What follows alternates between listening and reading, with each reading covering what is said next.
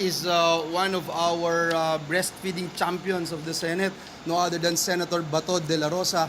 I move that he be recognized, Mr. President. Senator De La Rosa, our breastfeeding champion, is Thank you, so Mr. recognized. President. You may proceed, sir, with the permission of the lady.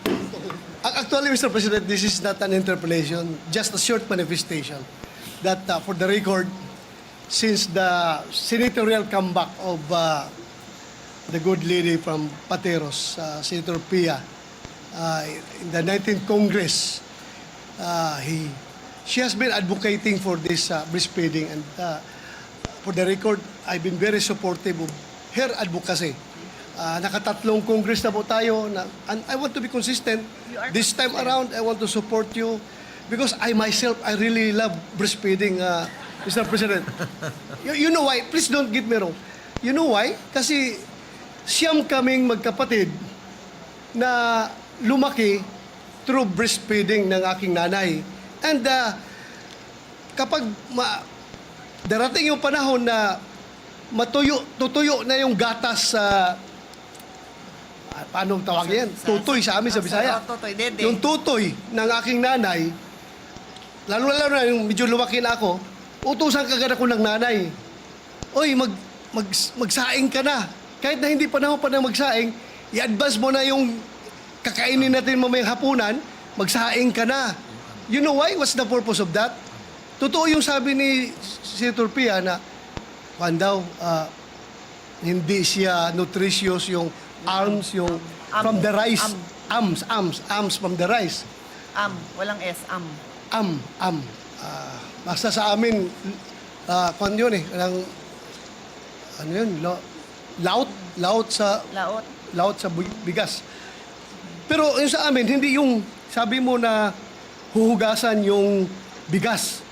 Kundi talagang lulutuin yung bigas. Habang kumukulo yung bigas, ibabawas namin yung tubig, kukunin tubig at yun ilagay sa bibiron at pinapadidi sa amin.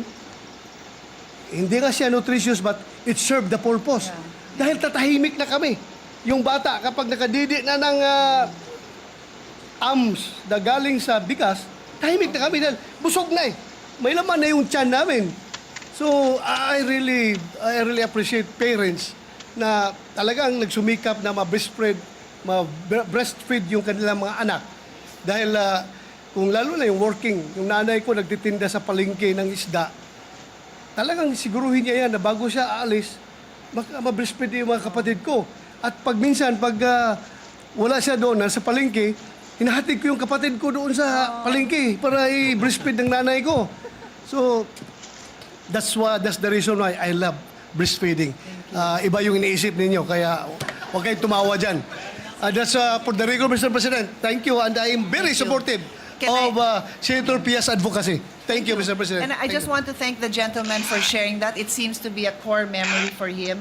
Ako naman yung nanay ko, dinadala sa office ko yung anak ko para magpatuloy ng breastfeeding kasi after ng maternity leave na 60 days, ang hirap na hirap ako sa first few days kung paano ko iaano yung gatas ko. So yung mami ko dinadala niya. So same as you would do with your siblings. And I just also want to thank Senator Bato for sharing this story because and I've also shared this before.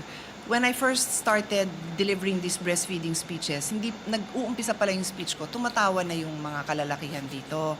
So I thank the gentleman na hindi naman kayo tumawa nung nagsispeech ako kasi hindi naman nakakatawa ang breastfeeding.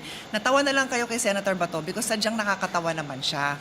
Pero niliwanag niya ang ibig niya sabihin. So thank you for that. Thank you for that kasi importanteng maintindihan talaga natin yung kahalagahan ng subject matter na ito.